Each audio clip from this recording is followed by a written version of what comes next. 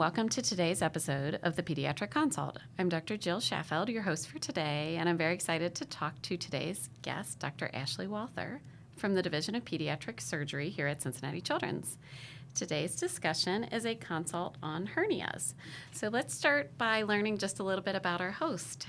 Dr. Walther, if you could share a few sentences just about your background, maybe how long you've been practicing, a little bit about training, how long you've been here at Cincinnati Children's, maybe even any special interests you might have.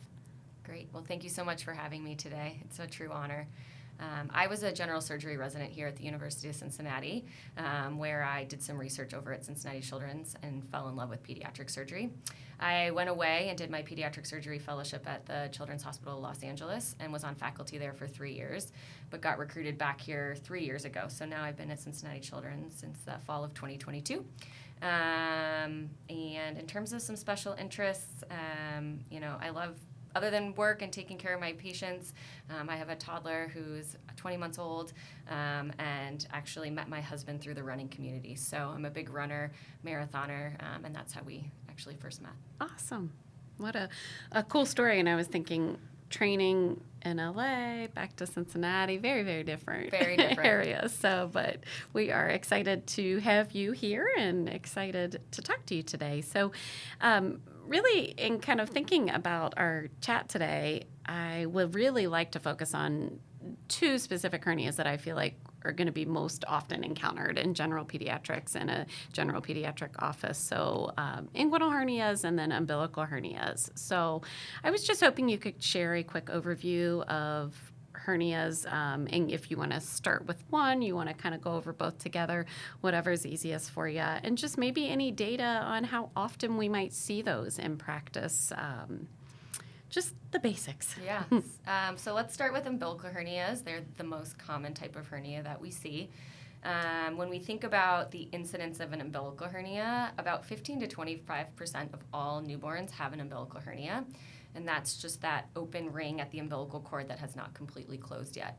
However, by about 1 year of age, the incidence of an umbilical hernia drops to less than 10%. So most of those hernias that we see in the first year of life do close on their own, which is why we can a lot of times reassure families and patients that this is going to get better with waiting and watching. So 90% of those that we see.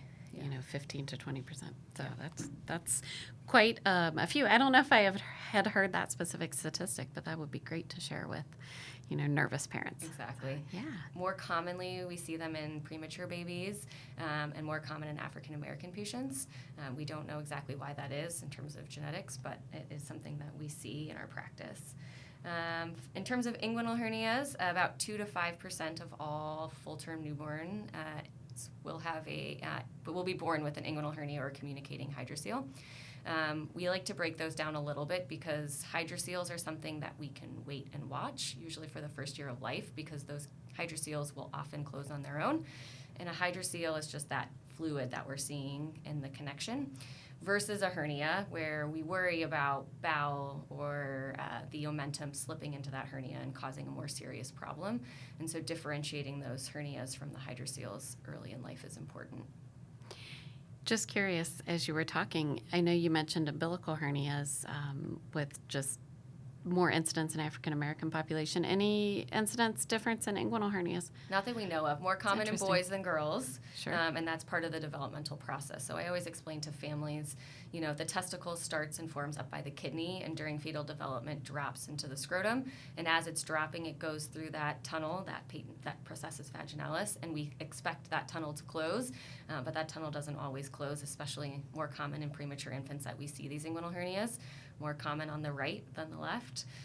So all things that, are just sort of the natural evolution in babies. Sure. I was thinking, and maybe this hasn't been done, but any studies that have been done just on maybe even like colicky babies, fussy babies? Do we expect to see more hernias just because of the, more fussy, increased intra-abdominal pressure, whether it be umbilical or inguinal? Do you Not notice? That we've seen, no. And we don't think, parents will say, oh, my baby's constipated, it's coming from the umbilical hernia. And we try to reassure them that, that is not, in fact, the case, that the umbilical hernia especially things are very, very unlikely to get stuck in an umbilical hernia.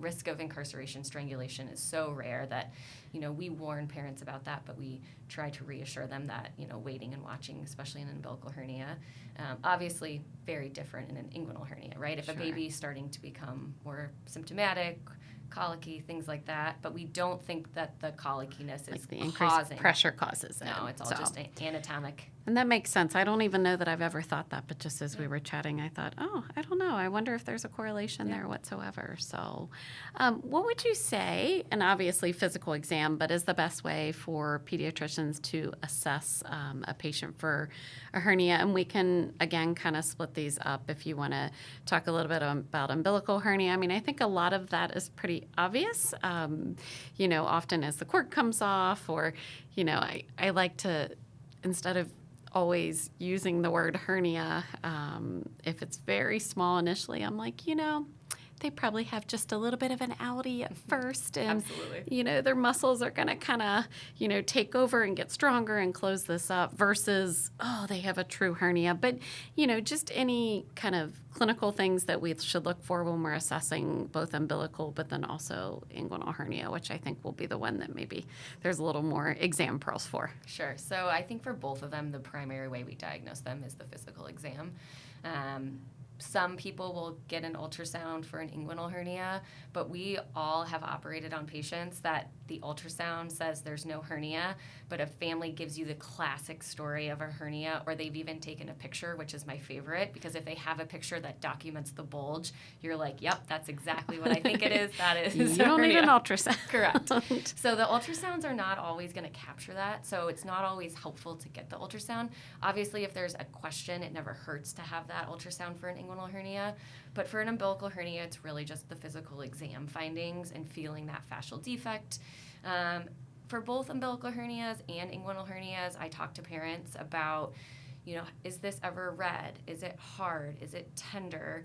Does it go back in easily, right? Obviously, if the kid is bearing down and screaming and you're pushing on it, they're probably not going to let it go back in. But once the baby's calm, are they laying on their back? Are you able to push that in easily? Then those are very reassuring findings to me. But I also say, especially when we're planning surgery doesn't always happen the next day or the next week. So even though we have surgery on the books, if it becomes red, hard, tender to the touch, or you're not able to get it back in before that surgery, I need you to come to the emergency department so that we can either try to get it back in or get that surgery moved up sooner.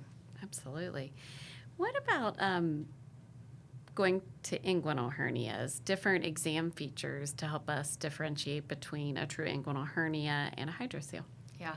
So for the biggest trick is going to be to transilluminate and to look for that positive transillumination sign, which indicates fluid in the scrotum, which is going to be more consistent with the hydrocele, as opposed to the classic exam finding, especially on your premature neonate with a huge hernia, is you can feel that bowel squish when you do that exam, and you can push it right in. So If you feel like there's a lot of something in the scrotum and you can't push it back in, likely that hydrocele, because most hernias you can reduce. And again, using that transillumination trick, if you do transilluminate and there's something big in the scrotum and you can't reduce it, then I'm concerned something is stuck and we should be seeing this patient in the emergency room.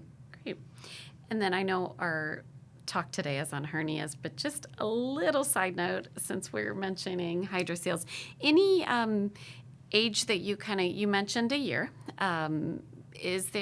do you say, gosh, if it's enlarging, or, by 6 months, if it hasn't decreased in size, just thinking about a little more guidance of, what specific timing to referral to have a hydrocele, potentially taken care of as well.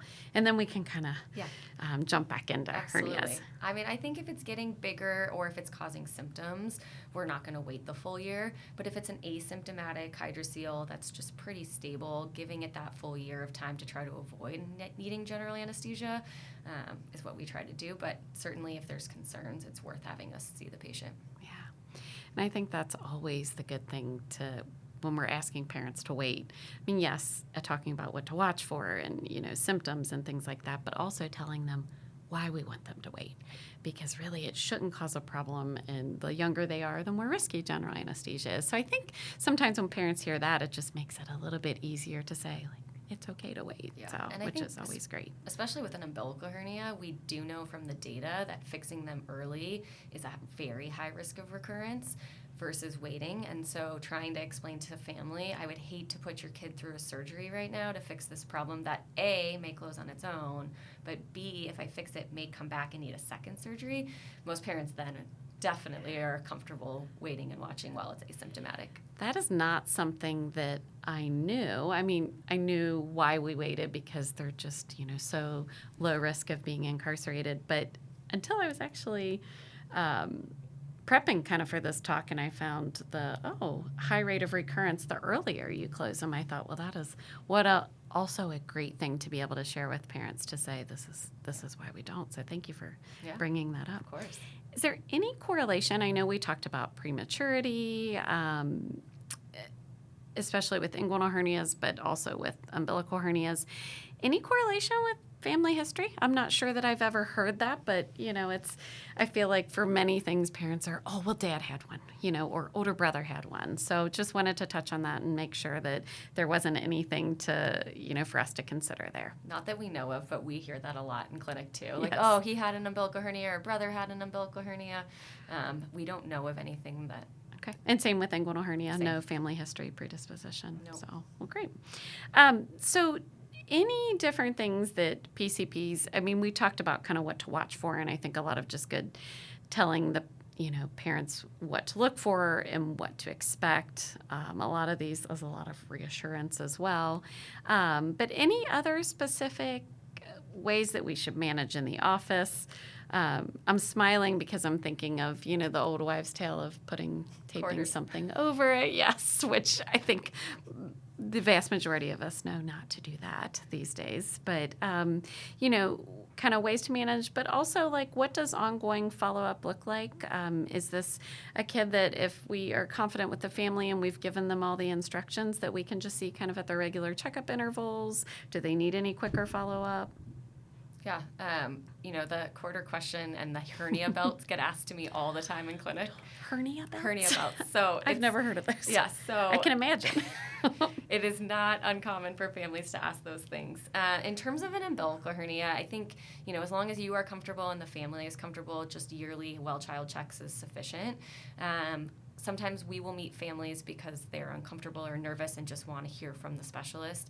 I always tell them, the data supports right now waiting and watching till about age 4 to 5.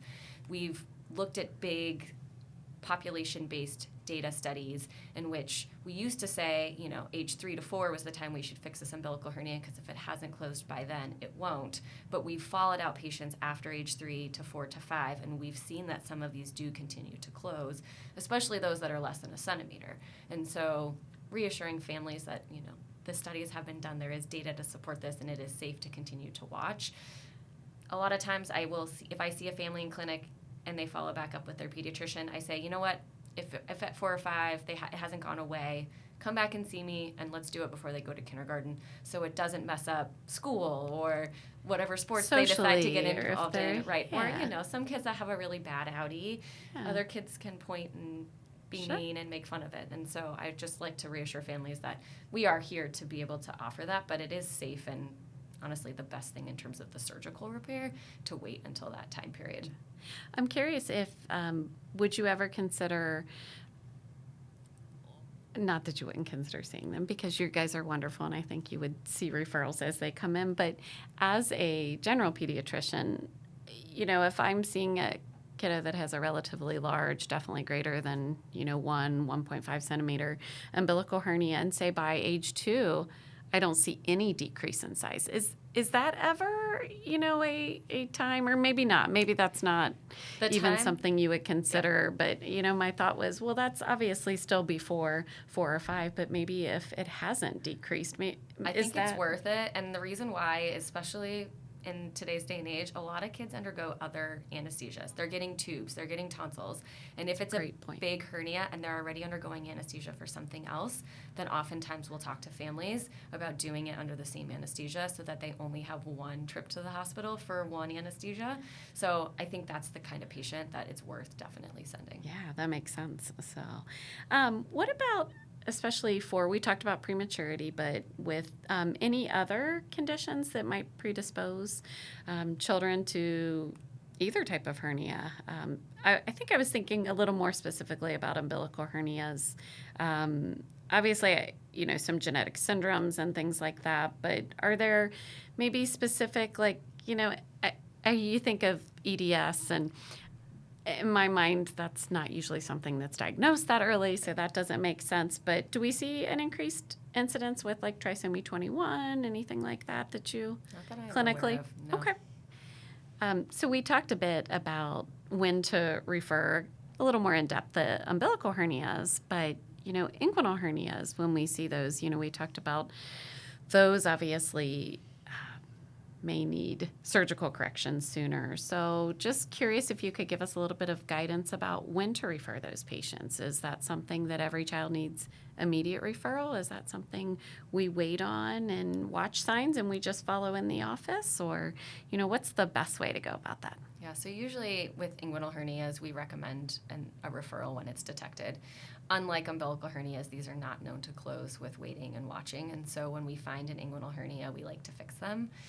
More so because of the risk of incarceration and strangulation that can occur. And obviously, if omentum gets trapped, painful, but not going to make the patient sick. But obviously, if the intestine gets trapped, you're at risk for necrosis and perforation of the bowel and making the patient very, very ill. So, when I talk to families about inguinal hernias, I explain the process, but also the fact that we like to get these done as soon as we can find a safe time to do so. Obviously, if the patient's in the middle of a sports season or, some exciting family vacation is coming up, I tell them they need to drop everything and come to me because it's been there since they were born. But once we find them, we do like to get them fixed.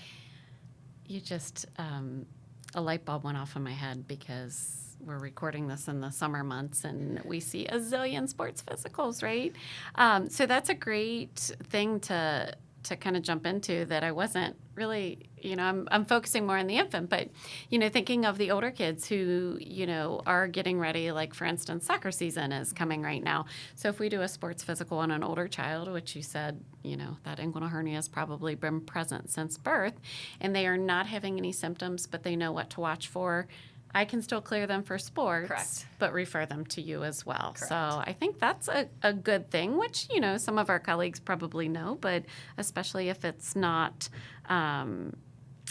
something that they've dealt with a lot or they're relatively new, that it's good to know that as long as they're aware of those symptoms, that we don't have to say you can't play sports or you can't play until you're seen. Right, and there are kids who show up in clinic and say, I haven't gone to swim practice all week because, the pediatrician said I had to talk to you first.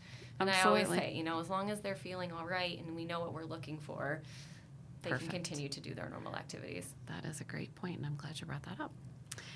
Well, wonderful. I think this has been a super informative talk. A lot of just good info of how to manage these and when to know what to look for and how to refer. So I really appreciate you being here, Dr. Walther. It's been great. And we do have CME available on the podcast page if you scroll down to the bottom.